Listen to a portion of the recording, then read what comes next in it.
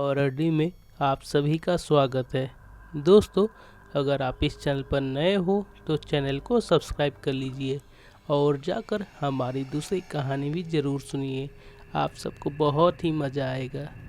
चलिए दोस्तों, देर न करते हुए सीधे बढ़ते हैं कहानी की ओर। दोस्तों, आज की जो कहानी है वो अमेश जी की है। अमेश जी बताते हैं, ये घटना मेरे साथ 2011 में घटी। दरअसल हुआ ये था, मैं बेंगलोर में काम कर रहा था। वहाँ मैं लेबर का काम करता था। मालिक ने हमें रहने के लिए चौथी मंजिल पर एक कमरा दिया। उस कमरे में मैं और मेरा एक भाई रहता था। जिस बिल्डिंग में हम लोग रह रहे थे वह अभी पूरी तरह से बनी भी नहीं थी। लगभग 1-1.5 महीना हो गया, सब अच्छा जा रहा था। एक रात हम लोग सो रहे थे। तकरीबन रात के 2:30 बजे मेरी नींद खुली।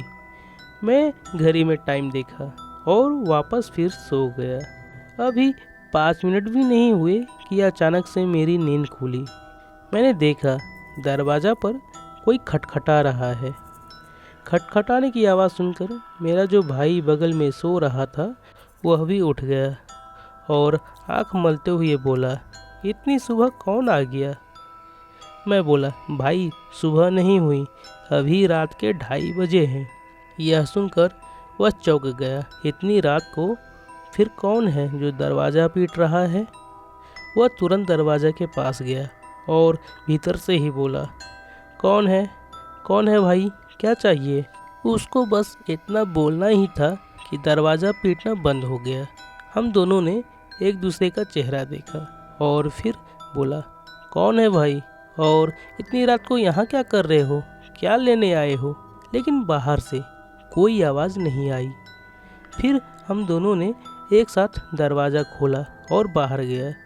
तभी 5वीं मंजिल पर जाने वाली जो सीढ़ी थी उस पर धम-धम की आवाज़ आई। धम-धम की आवाज़ सुनकर हम दोनों थोड़ा घबरा गए, क्योंकि उस बिल्डिंग में हमारे अलावा और कोई नहीं रह रहा था सिवाय एक सिक्योरिटी गार्ड के, जो नीचे मेन गेट पर रहता था।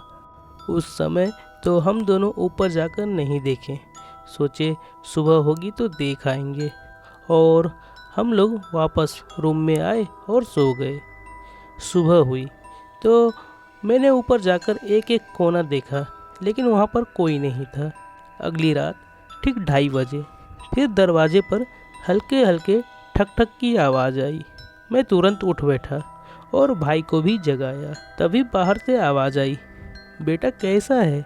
मैं तेरी माँ तेरे लिए खाना लाई हूँ, उठ आजा, बाहर आ, खाना खा ले। ये आवाज़ सुनकर हम दोनों की तो रोंगटे खड़े हो गए। हमें तो बहुत डर लगने लगा। मेरे मुंह से एक शब्द नहीं निकल पा रहा। मेरे दिमाग में बस ये ही चल रहा था कि माँ इस वक्त और इतनी दूर गांव से यहाँ कब और कैसे आ गई। मेरा भाई भी बहुत चक्का हो गया, लेकिन वह तुरंत दरवाज़ा के पास गया और मुझे मुंह पर उंगली रखकर चुप रहने को इशारा किया। शायद वह समझ गया था बाहर जो कोई भी है वह कोई नॉर्मल चीज़ नहीं है। वह शांत होकर दरवाज़ा के बगल में खड़ा रहा। लगभग 5 मिनट बाद फिर बाहर से आवाज़ आई, बेटा आजा रे, बाहर खाना खा ले। मेरा तो दिल धक धक करने लगा। डर के मारे पसीने छूटने लगे मेरे। लेकिन मेरा भाई समझदारी से काम ले रहा था। वह चुपचाप दरवाजे पर खड़ा रहा। तभी अचानक बाहर जो था वह ज़ोर ज़ोर से दरवाज़ा पीटने लगा और एक अजीब सी आवाज़ में बोलने लगा, दरवाज़ा खोल, खोलता है कि नहीं, जल्दी खोल।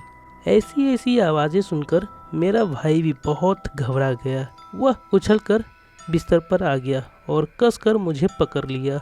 लगभग 10 मिनट तक ये सब होता रहा और फिर शांत हो गया। उस समय के बाद से हम लोग इतने डर गए थे कि उस जगह से हिलने का नाम ही नहीं लिया। जब सुबह हुई तो सीधे वॉचमैन के पास पहुँचे और पूछा, क्या आपने कोई आवाज़ सुनी थी रात को? उन्होंने बोला, कौन सी आवाज़ और कब की बात कर रहे हो? मैंने बोला, अरे चाचा, दरवाज़ा पीटने की आवाज़, वो भी रात को 2:30 बजे। उसने बोला, क्या मजाक कर रहे हो? पागल वागल हो गए हो क्या? लगता है रात को कुछ ज़्यादा ही पी लिए थे।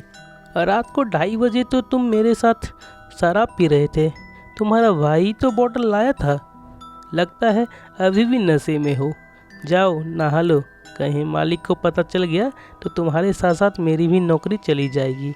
जाओ जाओ यहाँ से। उनकी बात सुनकर हम दोनों आश्चर्य में पड़ गए। मन ही मन बोला, चाचा ये क्या बोल रहा है? आखिर चाचा को हुआ क्या है? उसी दोपहर मैं चाचा के पास गया और अपने पास बैठा के अच्छे से उनको ये 2 रात अपने साथ क्या क्या हुआ सब बात बताई और बस आज रात उसे अपने रूम में रहने को कहा। चाचा भी मेरी बात मान ली। आज रात वह अपना बिस्तर लेकर हमारे रूम में आ गए। अब बस इंतज़ार था 2:30 बजने का। रात के 2:30 बजे तो हम लोग चौकन्ना हो गए, लेकिन पता नहीं क्यों कोई आवाज़ ही नहीं आई, कोई दरवाज़ा पीटा ही नहीं। लगभग 3 बज चुके थे। चाचा बोला, तुम लोग भी ना मेरी नौकरी खाकर ही मानोगे। दरअसल उन्हें हमारी बातों पर यकीन ही नहीं हो रहा था। तभी उन्होंने खिड़की से बाहर मेन गेट की तरफ देखा और देखते ही उसकी जवान लड़खड़ाने लगी। जो व्यक्ति अभी हल्के गुस्से में था, अब उसके माथे पर पसीने आने लगे। वो लड़खड़ाते हुए, डरते हुए पीछे बिस्तर पर बैठ गया। भाई ने पूछा, क्या हुआ चाचा, क्या हो गया तुम्हें अचानक? चाचा की बोलती बंद थी, बस उंगली से खिड़की की तरफ इशारा किया। जब मैंने खिड़की से झांका तो मेरे भी होश उड़ गए। मैंने देखा 3 व्यक्ति मेन गेट के सामने बैठा इधर ही देखकर मुस्कुरा रहा है। उसकी शक्ल ठीक हमारे जैसी थी। चाचा तो कुछ देर बाद बेहोश ही हो गया। उनके बेहोश होने के बाद हम लोग और भी डर गए। समझ ही नहीं आ रहा था कि आखिर करे तो क्या करे। ना नीचे जा सकते थे, ना किसी को बुला सकते थे। हम लोग बहुत ही डर गए। हाथ पैर काम करना हम लोग का बंद हो गया था। हम लोग आखिर कर भी क्या सकते थे। इसीलिए हम लोग शांत होकर दुबक कर उसी बिस्तर पर बैठ गए और रात ख़त्म होने का इंतज़ार करने लगे। सुबह हुई तो मालिक को फ़ोन करके हम लोगों ने बुलाया और उनको सारी बात बताई। हमारी बात सुनकर उन्हें शायद कोई आश्चर्य नहीं हुआ। मानो ऐसा लग रहा था कि उन्हें पहले से ही सब पता हो कि इस बिल्डिंग में आखिर होता क्या है। वे बोले, ठीक है, आज से तुम लोग दूसरे साइट पर काम करना और वहाँ के ही रूम में सोना। मेरा भाई ने मालिक से पूछने की भी कोशिश की कि आखिर हमारे साथ ये हो क्या रहा था, लेकिन मालिक ने उसकी बात टाल दी। चाचा ने तो काम ही छोड़ दिया। उसके बाद सालों बीत गए। मैं 2023 के जून में फिर से कोई काम से उस जगह गया था तो मैंने देखा वह बिल्डिंग आज भी वैसे की वैसे ही है। वह कभी पूरी बनी ही नहीं। तो दोस्तों, ये थी आज की हमारी कहानी। उम्मीद करता हूँ आप सबको बहुत ही अच्छा लगा होगा। अगर कहानी पसंद आई है तो इस वीडियो को लाइक कीजिए और चैनल को सब्सक्राइब कीजिए। चलिए मिलते हैं अगले वीडियो में।